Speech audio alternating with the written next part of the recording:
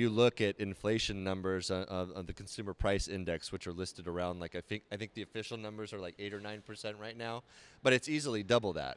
And I think most Americans are feeling that.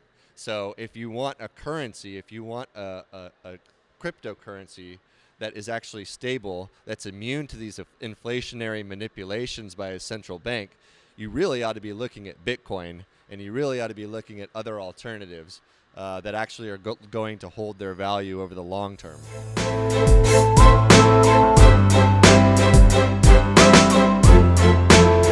What up, Vigilantes? I'm here with Mike Sertic with the Advocates for Self-Government. How are you doing today, sir? I'm doing great. Great to be at Yow Revolution. Awesome, and thank you for taking this time with us, because I noticed that you do the political test, the famous political test.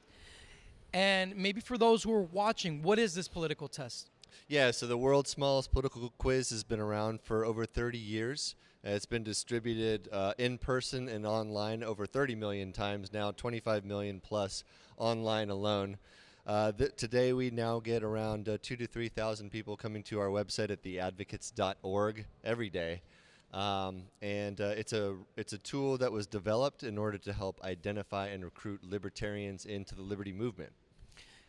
It's wild because there's a lot of people out there that end up saying, well, I always knew I was a libertarian. Or I knew I was a libertarian in my heart, but I never had a word for it, is what they say. Yeah, so a lot of people recognize, well, first of all, a lot of people only really are familiar with the traditional left-right paradigm in American politics. So everybody's familiar with the Republican Party and the Democratic Party, conservatives and liberals. But a lot of people think that that's all there is, yet they don't really identify with either side. They're what you might call politically homeless. And so the Nolan chart and the world's smallest political quiz was actually designed and developed in order to give a home to the people who feel, the millions of people across the country who feel politically homeless, i.e. libertarians. Were you ever politically homeless yourself? I was, as a matter of fact. I was actually, that's part of my story. Okay. Is I grew up in a household, kind of dating myself a little bit, but Hannity and Combs was on Fox News. So you had Sean Hannity, who very conservative, aggressive guy, and then you had Alan Combs, who's sort of this effete, weak, stereotypical leftist. And I was interested in the ideas, and I wanted to understand philosophy, political ideology, but I didn't really resonate with either side. And I didn't feel like I was getting the full story until Ron Paul came along, and I got a whole new perspective about what libertarian philosophy is, what it means, and it was after that that I actually started to find my home in the American political landscape. So do we have the chart on the frame? Maybe with the B-roll, if you can get the chart real quick. I have a question for you. On that chart, where do the objectivists fall in line? That's a great question. So it's kind of funny because Ayn Rand herself wasn't a big fan of what she understood to be libertarians. Right. She didn't like the term libertarian, and she even talked a little bit of smack about libertarians back in the day. But most of the people that I know, my friends who are objectivists, I would actually put them somewhere in between the libertarian and conservative spectrum, almost kind of on that middle ground line. That seems to me to be where they typically tend to land. So you guys help people find themselves into the liberty movement. Do you guys, are you guys more proponents of like individuals going into, activism in the free market or activism in the public space with government? We don't really necessarily dictate where people should go. I'm a big believer in the former. I like to see more people pursuing entrepreneurial endeavors because I think that that's ultimately where you're going to have the most impact, where you're actually competing with the government from the outside rather than trying to change it from the inside. But I would never want to deter anybody who is pro-liberty, that's trying to be a change agent within government and within public policy.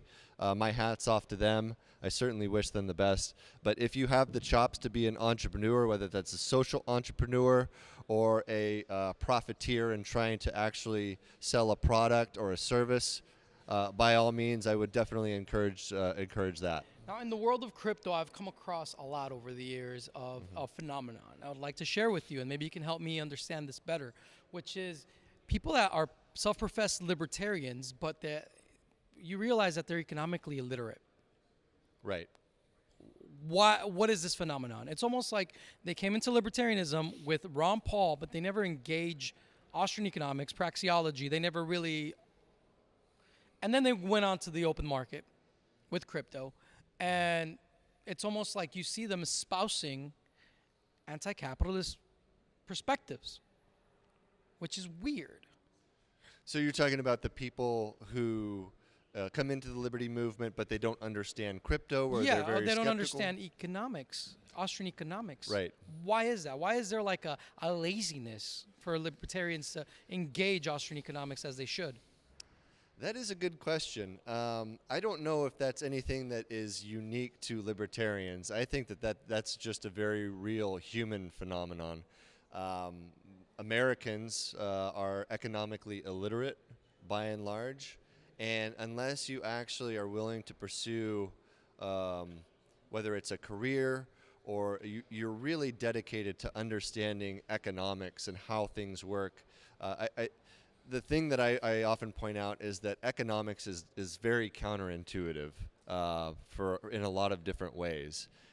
It's challenging for a lot of people. A lot of people aren't raised to think about money.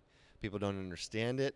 They just know that they don't have it or they need more of it, but they don't really understand how money works. And I think that's partially due to the public education system for sure. Yeah, I don't know if it's necessarily unique to the libertarian movement. I think it's just a systemic problem that most Americans, unfortunately, are economically illiterate. So this assessment here is an assessment that takes care of economic and personal liberty, right? Mm-hmm. Is there a more well-defined like a assessment out there in the market that focuses on just the economic portion that we can like use to gauge where people are? Nothing immediately comes to mind. I do remember seeing some research papers that were put out. I'm not sure what they were, but there have been what were called economic literacy tests that have been done, and the research has been conducted, longitudinal studies about Americans' economic literacy. And the news is not very good. Oh, wow. People, if anything, Americans are becoming more economically illiterate and not more literate. And we actually see this reflected in the world's smallest political quiz, even in terms of how people answer in favor of economic liberty issues. We see people far more willing to support personal liberty issues, but people don't understand the economic liberties. And so people tend to disagree with economic freedoms and liberties more so than the social and personal issues. So many people are here probably listening to this, and then they might want more clarification on what you mean between personal liberty and economic liberty. Right. So just for instance, personal issues would be those sorts of social issues that we think of when we think about personal issues in our private lives. So things along the lines of what we choose to put into our own bodies, the decisions that we make around drugs and medicine, personal health care or health choice, not the economic aspects of it, but the decisions that we make in terms of our sex conduct, who we choose as our partner, those very personal kind of intimate decisions. And then there's other ones along the lines of freedom of association, freedom of speech. These are all what we would consider to be social or personal liberties questions. It's not to say that some of those issues don't have economic ramifications, but I would distinguish those from some of the more economic issues that we might think of in terms of the issues that are directly and immediately affecting your wallet or Can you describe those wallet issues regarding liberty? Yeah, so for instance, those issues around how much should we be forced to pay in taxes? That is a very obvious one, and that's one of the questions on the quiz is, do you think that taxes are too high essentially, or should we cut government taxes and spending? Another one is along the lines of retirement and how much should people be required, if anything, to pay into Social Security, or should retirement be something that's privatized ultimately? Another one that we added recently was around healthcare.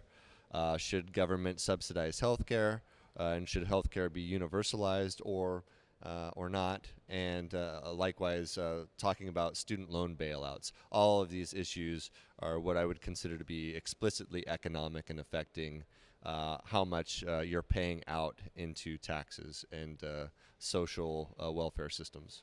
What would you say is the biggest challenge and the best thing that we can do to empower people in understanding economic freedom?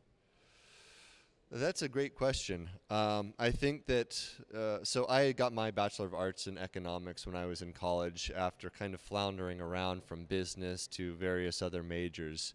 And, I don't remember the vast majority of economic laws and rules and equations and so forth. But there's certain fundamental concepts that you do pick up, and that I think that if you take some time to learn about economics, you carry with you throughout your life. And so there's very fundamental concepts that if the vast majority of Americans understood, it would change the way that they think about what they're willing to check off on the ballot and what they're willing to vote for, because they recognize, like for instance, the concept of opportunity cost. If you recognize that there's a limited allocation or limited resources, there's finite resources, scarce resources in the world, and you have to make decisions and trade-offs. What am I giving up in order to do this? You recognize that money doesn't grow on trees, even though the Federal Reserve is able to print money. The reality is there's still limited resources, and that when the Fed does print money, inflation is going to ensue. So that you start to develop this sort of repertoire of ideas and concepts, and recognize you become much more thoughtful and careful about how you're making financial decisions. Do you think something like Bitcoin and crypto, which shows people economic success outside of government, do you think this inspires people to learn more about become more economically literate because they see success in something that is intrinsically libertarian?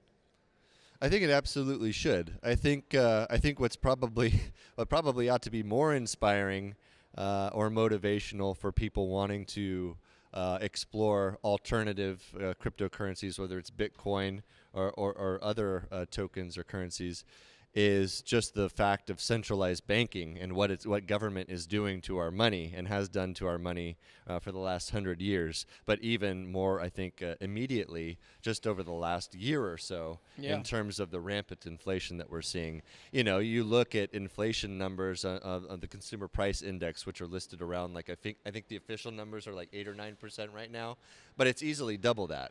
And I think most Americans are feeling that. So if you want a currency, if you want a cryptocurrency that is actually stable, that's immune to these inflationary manipulations by a central bank, you really ought to be looking at Bitcoin, and you really ought to be looking at other alternatives that actually are going to hold their value over the long term.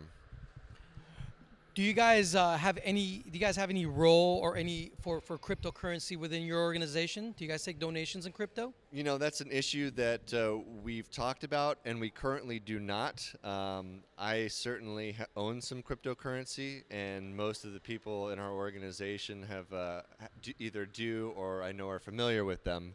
It's just something that we haven't gotten around to in terms of setting that up in the back end, but it's something that we will definitely work to implement over the next year or so. Are you hopeful for the future? I am. I mean, I would say that I'm a long-term optimist and maybe a little bit pessimistic in the short term. I don't know what's going to happen. I don't have a crystal ball. I just know that I think that people should be very concerned about what's going to happen over the next several years as we continue to make our way through this bust cycle. And, I would say definitely do what you can to take measures to protect yourself. Hang tight, because I think it could be a bumpy ride for a little while. You're at the Young Americans for Liberty conference, Revolution. What do you see with these young people? Are you hopeful in what you see in them? I am, yeah. I look back to when I was a student, and I was, wide-eyed and really hopeful for the future. And like I just said, I still am long-term. I think it's sad to see that so many young people are going to be entering an economy that's not very bright. I think it's going to be tough for a lot of these young people trying to start their careers off and make their way into this economy. But in spite of that, I think that I'm more worried and concerned than they appear to be. Really? They still Wow. seem. I think that there's some sense of anger with the leadership and government and what our politicians are doing. But at the same time, young people seem to be taking it in stride. They're very resilient. And I think that these Young Americans for Liberty, recognize that they believe that they're going to be able to have an impact and make a change. And that is very encouraging to me. A lot of libertarians, especially during the Ron Paul days, they discovered Bitcoin and they're like, you know what, we're just going to create our own thing and move forward. Do you find hope in that we can create these alternative economies? I do. I think it's going to be a constant struggle. It's going to be a fight because you have entities that have a monopoly on coercion. So you have the SEC and you have government regulatory bodies that are trying to do everything that they can to regulate these competing currencies and these competing solutions to the monopoly and what is essentially a cartel. Awesome, Mike. And where can people find out more about what you guys are doing? Yeah, so go out to theadvocates.org and you can find the quiz there. We've got other programs and content. Feel free to check out our newsletter. We're also on social media. We have a huge following on Facebook as well as Twitter and Instagram. I believe it's at the Advocates, and you'll find us. Thank you, Mike, for your time. I really appreciate it. Thanks a lot. And peace, love, anarchy, guys. The Advocates for Self-Government. Thank you.